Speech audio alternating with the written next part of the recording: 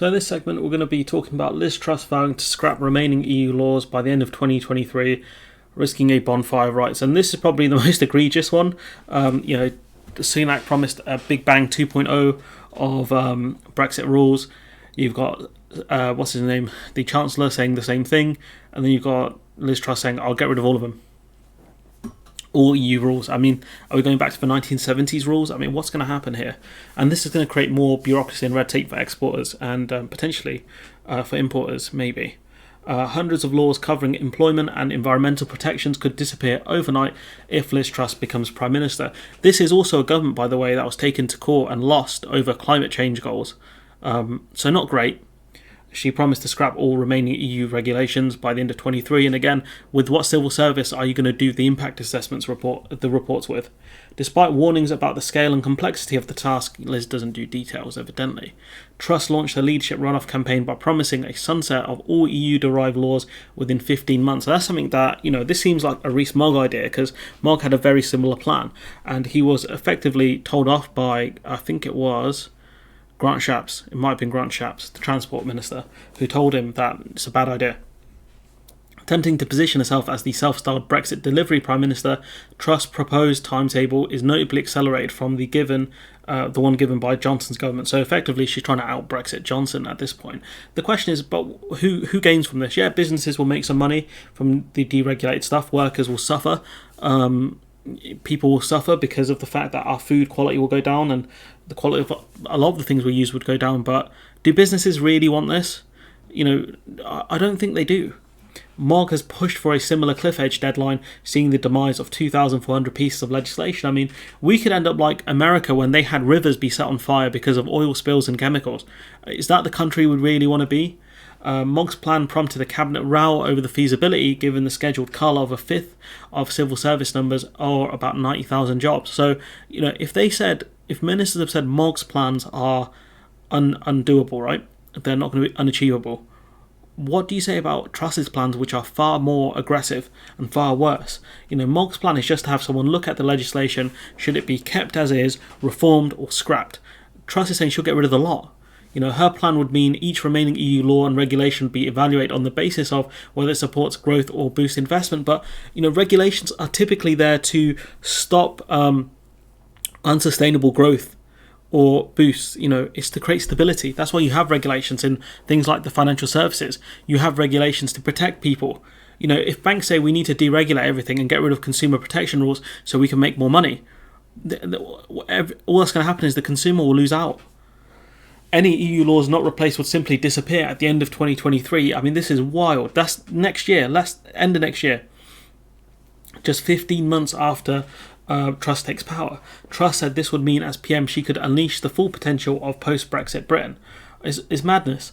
Sunak previously said he would appoint a new Brexit minister to go through the remaining laws with the instructions for the first set of changes coming within 100 days. Very much seems like something a president in America would promise through executive action.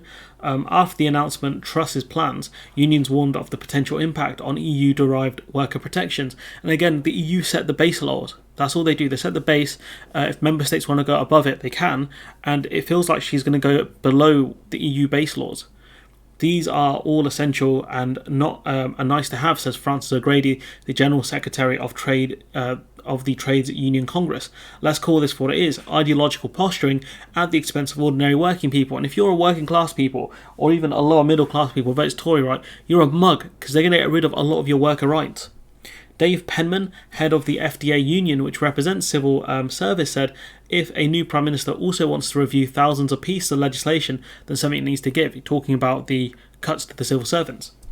Another complication is the fact that diverging from EU standards in areas such as employment or environmental protections could bring retaliation from Brussels, suspension of the TCA. The TCA is effectively built on a level playing field. The fact that the UK would never go below our standards when we agreed to the TCA, when it was signed up to. Truss is saying we would go below that.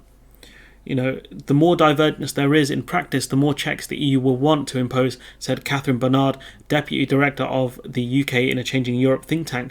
The more divergence there is, the more trade friction there will be, because more of our exports will get checked. And it'll be worse for us because we're talking potential tariffs here. Liz Truss is already threatening a trade war with the EU. That's going to, massively cut our exports down. What happens when our exports are non-existent to the EU because we've deregulated so much? What happens when we're no longer the gold standard when it comes to certain products like agri-food? Everyone knows British beef around the world is pretty good stuff here. We don't use chemicals, or at least we don't use the chemicals that other countries use, right? There's a reason why certain types of produce are sought after from the UK. Our gold standard kind of name is gone at that point. We've already got the waters full of pollution, full of really, really gross stuff. What happens when that stuff gets closer to people? Bernard, who is a professor of EU law at Cambridge University, said there would be concerns about a plan apparently based on the idea that any retained EU law is bad, which we know is simply not the case. She talks about the Equality Act here. It beggars belief that these people are just trying to out-Brexit each other. I'll talk about this more during the week. Steve Pearce, professor of law at the University of Essex and an expert on EU law, said Treasury officials have called for the EU-based tax laws to be exempt from such plans. So you've got departments already calling for exemptions, the Treasury being one, and there'll be others. Transport will be another, no doubt. The Home Office might be another one. That's what's going to happen here. You're going to have ministers fight back against her over this stuff because it's just a ton of work to do, which is the first problem. Ministers don't really like doing work, especially not Tory ones. You've got a cull in civil servants, and you're going to be looking at old laws to get rid of rather than looking at ways we can make reforms or ways we can look to the future. This is what Steve Pearce is saying. I wonder if reviewing what I think would be 2,000 laws in 15 months is the right priority during a cost of living crisis. And he's saying we've already removed hundreds of laws that we don't work for us since leaving the EU. And I'm not really that aware of much EU law that we've gotten rid of. So I'd have to see specific examples of that. But the simple fact is he's saying, during a cost of living crisis, is this really the right thing to do? And, I don't think it is. Especially when if we start, deregulating, importing more from third countries, who's going to check those goods coming in? And you create a further danger there. It's just not a great situation to be in. We've heard more stories about, as soon as the UK accepts Australian beef into the UK, checks on the border are going to go up because there are going to be more physical inspections to make sure that, for rules of origins, checks will go up to make sure that the beef isn't from Australia. It's just wild, and obviously the Northern Ireland Protocol, the checks will have to go up as well because obviously that'll be a backdoor of Australian beef getting into the single market. But anyways, I'm going to leave it there. Let me know what you think in the comments below. Like, comment, share, subscribe, support the channel on Patreon if you can, and hopefully I'll see you in the next one.